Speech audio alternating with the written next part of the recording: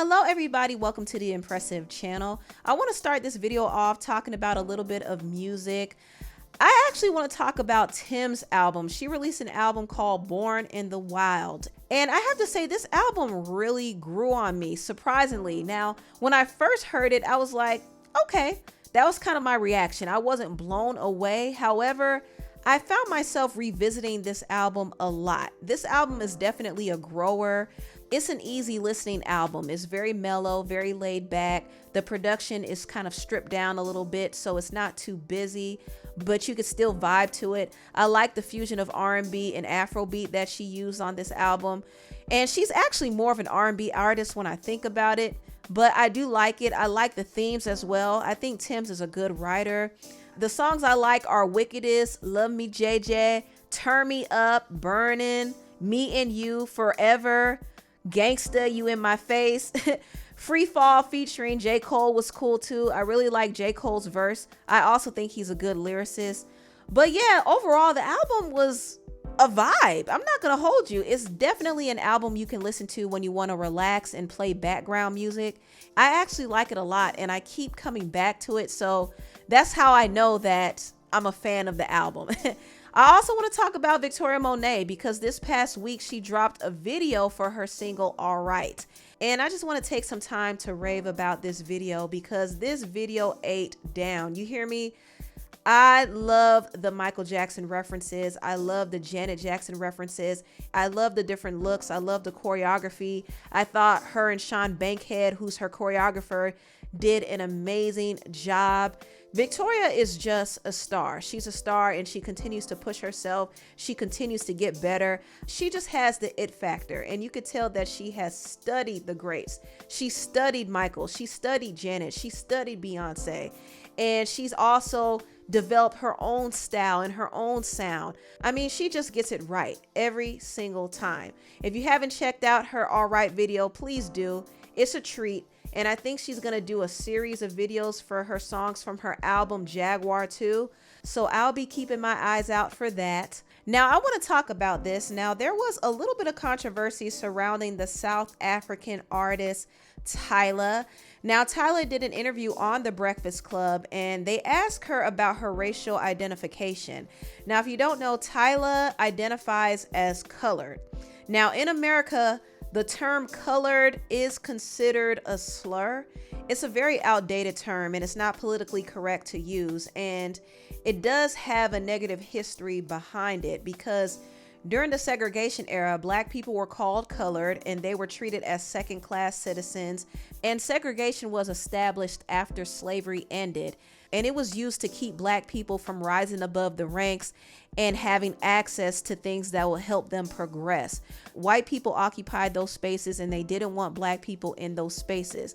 So Black people didn't have equal treatment. Oftentimes they weren't even treated like humans. And even if the person was mixed or had a drop of Black in them, white people were insistent on separating themselves from them because they wanted to uphold their supremacy. They didn't want their spaces to be contaminated with colored people. So I say all this to say that the term colored had a negative history behind it. Now in South Africa, the term colored is not considered a slur, but it does have a controversial history behind it too, because it was created during the apartheid. And just like in America, the term was basically used to impose white supremacy and create racial division. Now, there are 4 racial classifications that were created during the apartheid era, which include Black, white, Indian, and colored. Tyla identifies as colored because in her country, that is how they view her. So basically, colored means the person is multiracial. They're mixed with a variety of different ethnicities. And Tyla has said that she is mixed with Black African, Irish, Indian, and Mauritius. And she said one of the cultures she comes from is Zulu, which is on her mother's side, I believe. So she got a lot of mixture going on. And these are her siblings. They are also considered colored, even though their phenotypes are slightly different. Now, when Tyla was asked about her race on The Breakfast Club, she refrained from answering it because she has already talked about it in the past. In South Africa, my race is called colored, and it's a very stressful term to use in America because I know it's a derogatory term. Right. But I mean, that's what we are called. School me on these debates that they be having about your identity as a South African colored person. What does that even mean?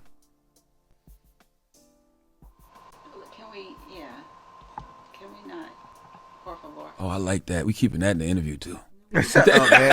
I like when they talk from the back and say we can't. I like that. I like that. That's good. That's even better. You want to see all the questions they told us not to ask? Yo, leave her alone, man. So as you can see, things got very awkward when her race was brought up and her publicist had to intervene.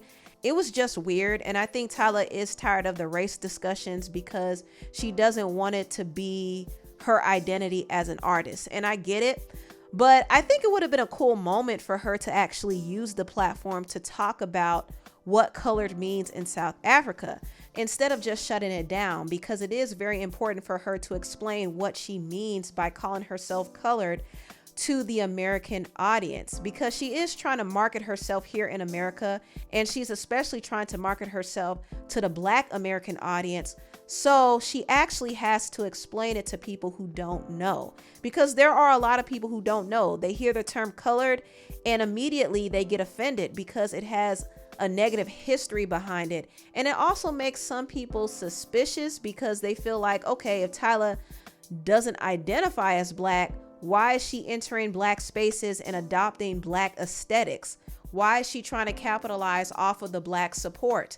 That can be off-putting to some people. So I don't think she should necessarily dismiss the conversation. I know she's tired of talking about her race, and I don't feel like her race should cause any confusion because she's mixed, and there's nothing wrong with that. But instead of saying mixed, she calls herself colored, which is a bit triggering. People might not understand it. So I do think it's necessary for her to open up about it a little bit instead of shutting it down. And she did end up having to speak on it because of the backlash. She went on social media and said, "Yo guys, never deny my Blackness. I don't know where that came from. I'm mixed with Black and Zulu, Irish, Mauritian, Indian, and colored. In South Africa, I would be classified as a colored woman, and in other places, I would be classified as a Black woman. Race is classified differently in different parts of the world. I don't expect to be identified as colored outside of Southa by anyone not comfortable doing so, because I understand the weight of that word outside South Africa. But to close the conversation, I'm both colored in South Africa and a Black woman. As a woman for the culture, it's and, not or. With that being said, Asambi." So that's what Tyla had to say. And there was a South African guy who went on TikTok and gave a broader explanation on the whole topic. As a colored South African who understands that we are Black, that we are African, but we have a unique cultural experience, and that has the title of being colored. I think we a little bit tired of explaining this to people who don't want to educate themselves on the topic. Now, I'm not excusing any kind of anti-Blackness, and I'm not excusing any kind of feeling of superiority because of some perceived proximity to whiteness. What I'm saying is that in South Africa, people who were categorized as colored had a differing experience, not different, a differing experience from people who were seen as Black. And so I think colored people are very I'm very apprehensive, understanding that I'm Black, understanding that I'm African. I'm very apprehensive about claiming Blackness in certain contexts because I didn't have the same experience and I wasn't subjected to the same kind of things that people in South Africa were considered Black to experience. So I understand why Tyla might say, hey, I'm not Black, I'm colored, whilst at the same time being Black, whilst at the same time being African, because I'm assuming she's referring to what she is culturally. Anyway, tell me what y'all think about this video down below. Please like, comment, and subscribe, and share this video if you care. Thank you so much for watching, and I'll see you next time. Bye.